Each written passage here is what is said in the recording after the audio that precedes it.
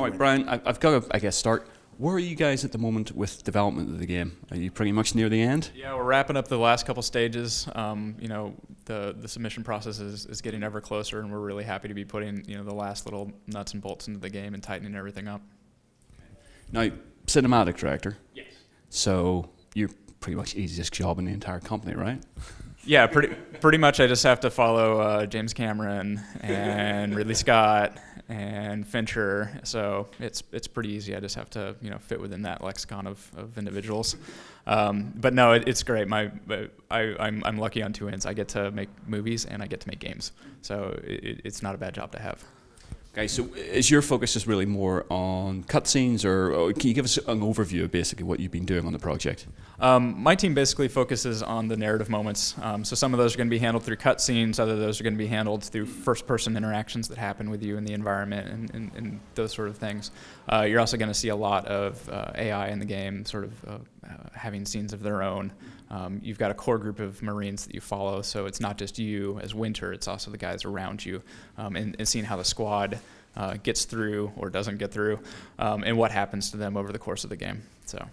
Well, how have you found out juggling a large group of individuals that will be whittled down over the course? But I mean, how do you make sure you give enough time to these individuals and flesh them out? Part of it was deciding to really focus on a core squad. It's Aliens, Colonial Marines, and we could just say, well, this is the story of the hundreds and thousands of guys that are here. But we really decided to whittle it down and focus on a core group of people so that the players can follow it with ease, and also so that we can really give each one a moment to shine. Each of the AI that follow around you definitely have their piece of the puzzle that they hold, and you can sort of see over the course of the game, not everybody's going to make it to the end, so you're going to deal with everything that makes storytelling fun. You're going to deal with love, you're going to deal with loss, you're going to deal with tragedy, you're going to deal with triumph, you're going to deal with all sort of spectrum. So we really wanted to make sure that the players feel that and get some emotional connection from that. You're saying that, I mean, I think that was the great thing about Aliens was that you did do that whole range of emotions. It wasn't just an action, or I mean, there's comedy moments at the beginning when you're introduced to the Marines. How again do you sort of produce that where you have Aliens the movie, which is a 2-hour film, and sort of expand that across the length of a first-person shooter? Part of it just becomes easy because you can fill things out with gameplay. I mean, players are here because they want to play a game, not watch a 12-hour movie incessantly. But part of the neat thing is, as a genre, we're not conforming to the norms that a lot of other things have to do. So we can say, you know what, we can do storytelling through things that you find in the environment. We can do storytelling through the environment itself. I mean, we're at the places that happen in Aliens, and you can see repercussions of what has happened in the previous movies. So it's really neat that we work in a medium that gives us that sort of flexibility, where it's not just, all right, I have to frame a camera and we're going to have two people talk at each other. We can have the players, experience it for themselves, and maybe one player is going to walk off in a dark corner and find some piece of lore or some piece of information that really ties something together for them, and maybe another player is going to have a completely different experience, and they're going to get different things out of the story, or it's going to connect with them differently, and that's always really neat to see as a developer. Is the entire viewpoint for all the cinematics and stuff like that from the player's perspective? Is it point of view, or do you pull the camera back? When you're playing the game, it's all from the point of view of Winter, our main protagonist. And then when we do cutscenes, we pull it back. We let you see Winter from third person and interacting with the squad around him. And there's other times that we go off and, Winter's not necessarily the focus of the cinematics. Sometimes cinematics give us that freedom and flexibility to sort of go somewhere else and find out a different piece of information.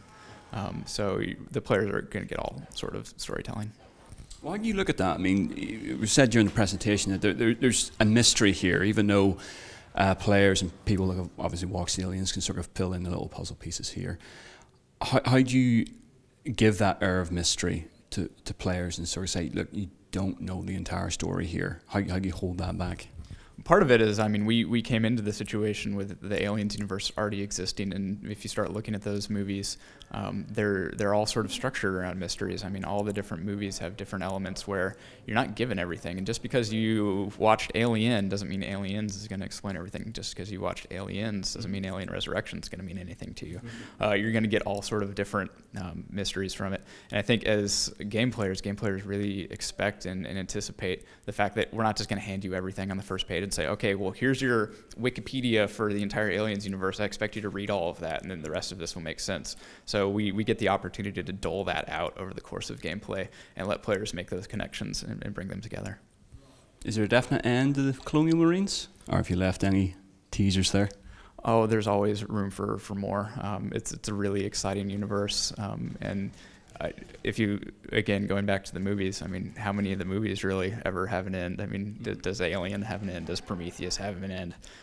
So it's a whole story that any player, whether you're an Aliens fan or not, you're going to be able to come in, you're going to get a complete story from beginning to end. But, you know, as game developers and as storytellers, we always want to leave that question in your mind, that one little niggling detail in your mind that you want that answer to. You want to come back for that last little thing, because, you know, that's what makes storytelling fun.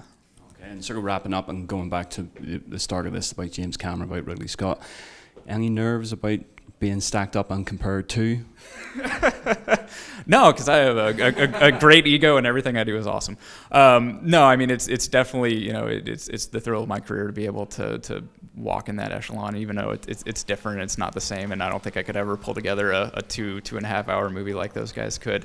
It's definitely fun to play in that sandbox, and you know, it's amazing watching how many creative people have sort of come into this franchise in the past and really made their own mark in it. And hopefully, you know, it's not just me, it's not just my team, but all of Gearbox. Hopefully we're going to be able to make our mark in a similar way, and be thought of as really putting a tentpole moment into this franchise. I was going to say, just in closing, is that what you want people to take away from this release? Yeah, I want them to see, you know, this was a new, exciting Aliens experience that really, you know, built on the lore and hopefully provides a stepping stone to whoever, you know, becomes the next, you know, creative genius to walk in these shoes and come in and create their own creative lore. Listen, thank you very much indeed for your time. Hey, thank you guys.